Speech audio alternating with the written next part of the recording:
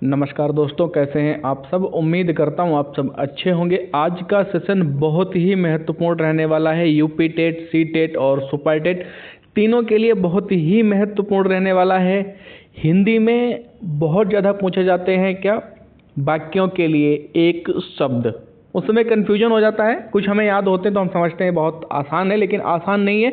हिंदी बहुत कठिन है, स्कोरिंग सब्जेक्ट है, इसलिए इसको सीरियस लेना। चलिए देखते हैं प्रश्नों की श्रृंखला को। पहला प्रश्न आपकी स्क्रीन पे ये रहा। इंद्रियों को जिसने जीत लिया हो उसके लिए एक शब्द क्या होगा, बताइए भाई फटाफट। तो इंद्रियों को जिसने जीत लिया हो उसके लिए एक शब्द होता है जितेंद्रिय। क्या होता है? जितेंद्रिय। इंद्रजीत नहीं, इंद्रजीत किसको कहते हैं? जिसने इंद्र को जीत लिया हो उसके लिए क्या होता है? इंद्रजीत। लेकिन इंद्रियों को जिसने जीत लिया हो उसके लिए क्या है? जितेंद्रिय। सही आंसर हो जाएगा हमारा जितेंद्रिय।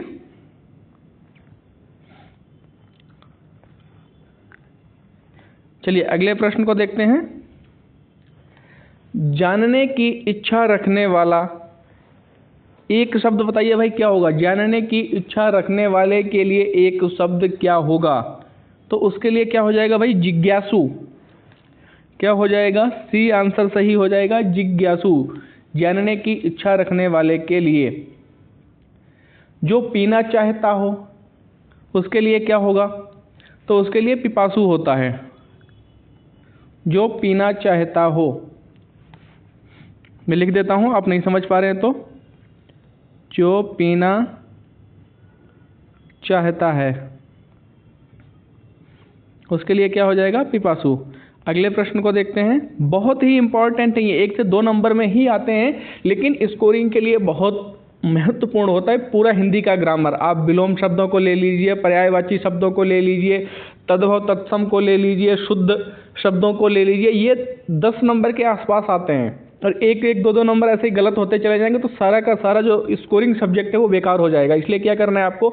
इन चीज़ों को बहुत ही मजबूत करके रखना है। इसकी एक क्लास मैं पहले करवा चुका हूँ, जिन लोगों ने नहीं देखी है वो लोग देख लें, ये दूसरी क्लास है।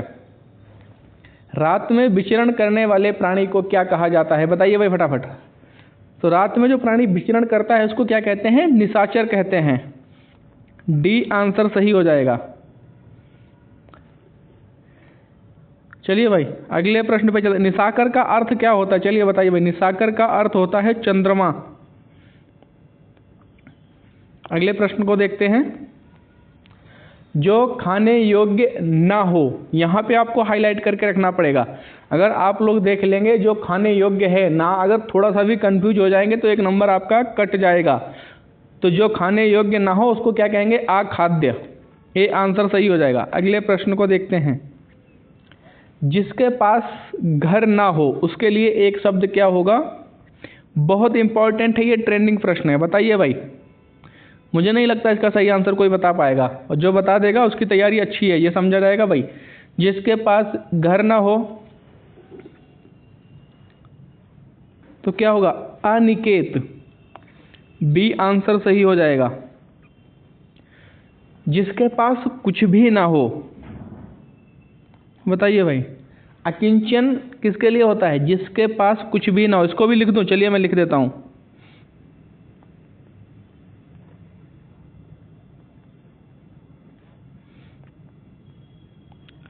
जिसके पास कुछ भी ना हो उसके लिए एक शब्द क्या होता है?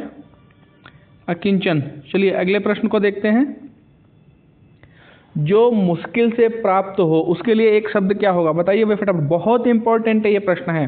देखने में इजी लग रहे होंगे लेकिन शायद ही आप कोई भी 30 में से 20 भी सही कर पाए। ईमानदारी से कमेंट करके बताइए जिसका स्कोर अच्छा जाएगा। जो मुश्किल से प्राप्त हुआ उसके लिए क्या होता है भाई? तो उसके लिए होता है दुर्लभ। जिसको प्राप्त न किया जा सके उसके लिए क्या होगा? अलभ्य। जिसको मैं लिख देता हूं एक बार। जिसको प्राप्त न किया जा सके, इसको प्राप्त न किया जा सके उसको क्या कहते हैं? अलभ्य। जो आसानी से प्राप्त हो जाए उसको सुलभ कहते हैं। जो आसानी से प्राप्त हो जाए जो आसानी से प्राप्त हो जाए।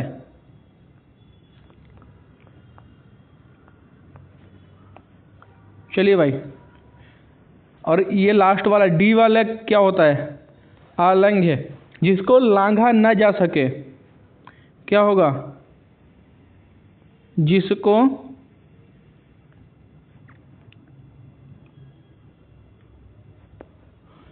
लांघा न जा सके। चलिए अगले प्रश्न को देखते हैं। अवसर के अनुरूप बदल जाने वाले को क्या कहते हैं? नहीं, नेता मत कहिए भाई, नेता तो बदल जाते हैं, समाज के हित के लिए बदल जाते हैं। तो अवसर के अनुरूप जो बदल जाते हैं, एक शब्द बताना है, नेता नहीं, अवसरवादी होगा। डी आंसर सही हो जाएगा। नेता तो अपने फायदे के लिए बदल जाते हैं, वो अलग बात है। भूमि के अंदर की जानकारी रखने वाले को क्या कहते हैं? जो भूमि के अंदर की जानकारी रखता है उसके लिए एक शब्द क्या होता है?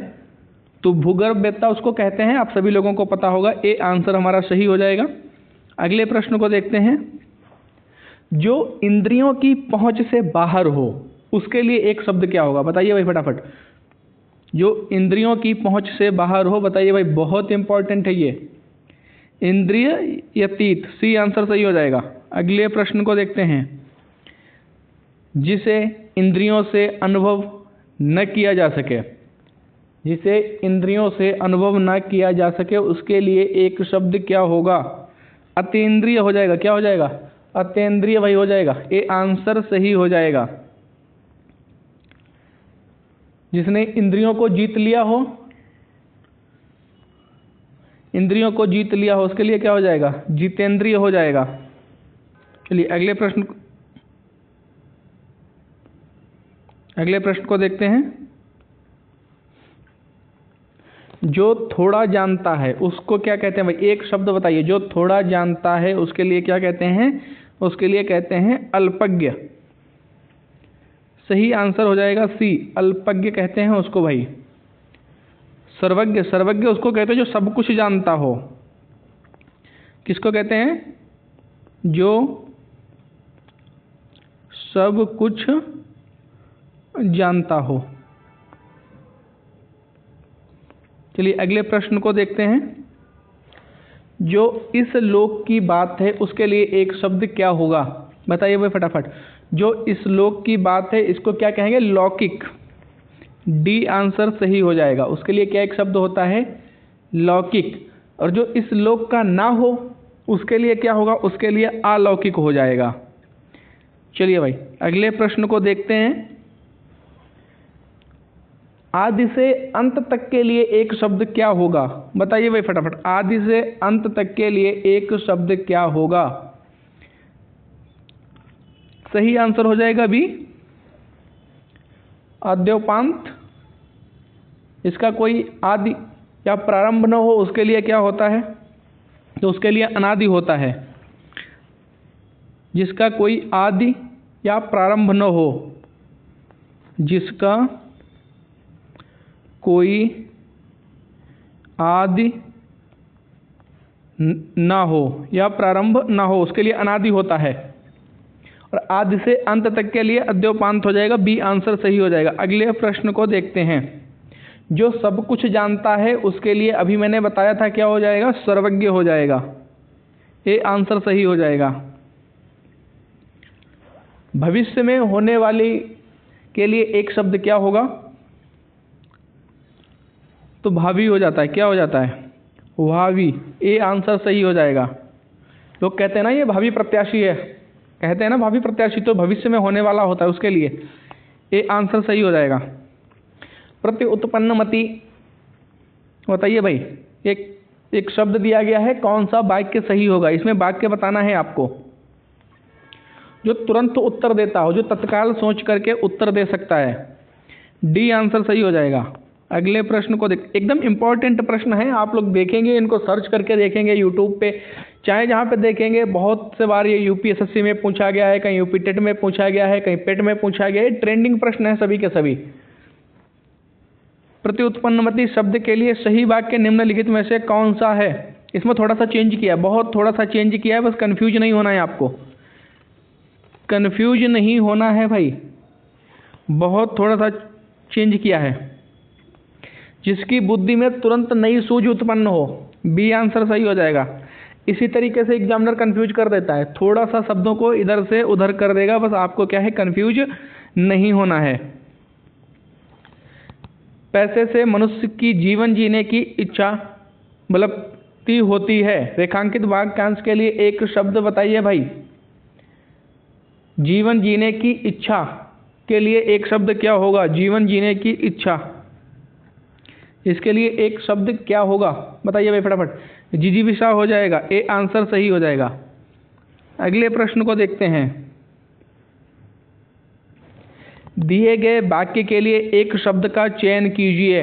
ये नीचे वाक्य दिया गया है, पाप करने के बाद स्वयं दंड पाना। कोई पाप कर लिया और स्वयं उसके लिए अपने आप दंड निर्धारित करके उसका क्या किया? प्रायश्चित कर लिया। सही आंसर क्या हो जाएगा? प्रायश्चित, सी आंसर सही हो जाएगा। अनियमित के लिए उचित वाक्यांश चुनिए। अनियमित के लिए भाई इसमें वाक्य बताना है जो नियम के अनुकूल ना हो, जो नियम से ना चलता हो, अनियमित हो जाएगा। अगले प्रश्न को देखते हैं। जिस पर आक्रमण हो उसके लिए एक शब्द क्या होगा बताइए भाई फटाफट, क्या हो जाएगा? आक्रांत हो जाएगा। अगले प्रश्न को देखते हैं। पृथ्वी, ग्रहों, तारों आदि का स्थान, वाक्यांश के लिए एक उचित शब्द क्या होगा बताइए भाई फटाफट। ये कहाँ पाए जाते हैं? पृथ्वी, तारे, ग्रह आदि के लिए, इनका सबके लिए एक शब्द कहना हो तो क्या हो जाएगा? अंतरिक्ष, बी आंसर सही हो जाएगा, अंतरिक्ष। अगले प्रश्न को देखते हैं। प्राणदा के लिए अनेक शब्द हैं, बताइए भाई फटाफट। प्राणदा के लिए एक शब्द कौन सा होगा बताइए भाई, बताइए भाई। प्राणदा एक शब्द है, इसके लिए वाक्य पूछा गया है, नीचे वाक्य देना है। तो प्राणदा किसको कहते हैं? जीवन देने वाली दवा को कहते हैं। किसको कहते हैं? जीवन देने वाली दवा, प्राणदा। प्राणदा के लिए एक शब्द हो जाता है, यह वाक्य है, ये पूरा, ये क्या है? ये पूरा वाक्य है। जीवन देने वाली दवा को क्या कहते हैं? प्राणदा कहते हैं। चलिए अगले प्रश्न को देखते हैं। किसी व्यक्ति वस्तु को न अपनाना, उसके लिए एक शब्द क्या हो जाएगा बताइए भाई फटाफट, जल्दी बताइए भाई। किसी व्यक्ति या वस्तु को न अपनाना, तो इसके लिए हो जाएगा बहिष्कार करना, बहिष्कार, ए आंसर सही हो जाएगा, बहिष्कार। आप किसी व्यक्ति या वस्तु को नहीं अपना रहे हैं, अर्थात उसका क्या कर रहे हैं? बहिष्कार कर रहे हैं। वाक्यांश का एक शब्द बनाइए। जिसके हृदय में ममता नहीं है, बताइए भाई, उसके लिए क्या हो जाएगा? तो उसके लिए जाएगा निर्मम, ए आंसर सही हो जाएगा, निर्मम। जिसकी कोई उपमा न दी जा सके, उसके लिए एक शब्द क्या होगा बताइए भाई फटाफट। आप सभी लोगों को पता होगा, ये बहुत ही सरल है। तो जिसकी कोई उपमा न हो उसके लिए क्या होता है? अनुपम होता है भाई। क्या होता है? जो कम जानता है उसके लिए अल्पज्ञ, उसके लिए क्या होता है?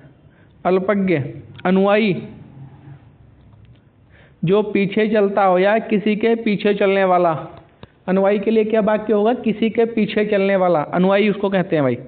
अगले प्रश्न को देखते हैं। दूसरों की बातों में दखल देना, इसके लिए एक शब्द क्या होगा? दूसरों की बातों में दखल देने वाले के लिए भाई क्या कहते हैं? हस्तक्षेप।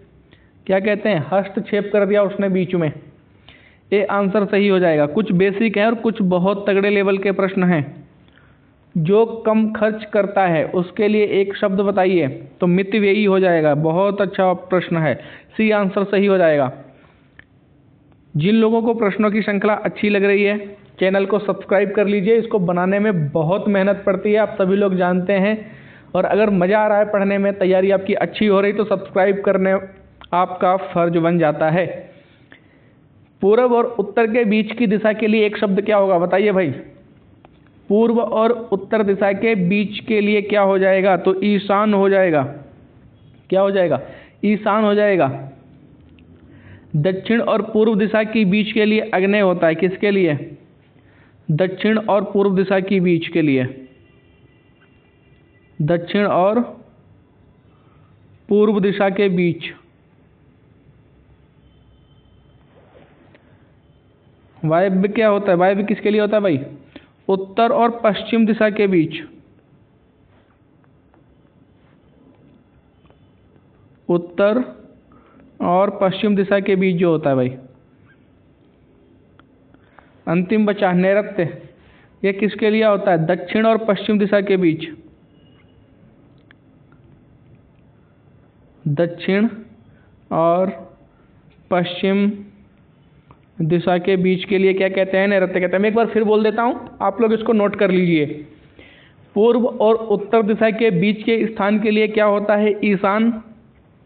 दक्षिण और पूर्व दिशा के बीच के लिए होता है आग्नेय। उत्तर और पश्चिम दिशा के बीच के लिए होता है वायव्य। दक्षिण और पश्चिम दिशा के बीच के लिए होता है नैऋत्य। चलिए आज के प्रश्नों की श्रृंखला के अंतिम प्रश्न को कर लेते हैं। जिन लोगों ने चैनल को सब्सक्राइब नहीं किया, सब्सक्राइब करें और कमेंट करके अवश्य बताएं आज की क्लास कैसी रही। तत्काल कविता करने में जो कुशल हो उसके लिए एक शब्द क्या होगा? बताइए भाई फटाफट। तत्काल कविता करने में जो कुशल हो उसके लिए एक शब्द बताना है आपको फटाफट। तो उसको कहते हैं, क्या कहते हैं? आशु कवि। क्या कहते हैं? आशु कवि कहते हैं। डी आंसर सही हो जाएगा। Thanks for watching. मिलते हैं नेक्स्ट क्लास में बहुत जल्द। कल फिर मिलेंगे, तब तक के लिए जय हिंद, जय भारत।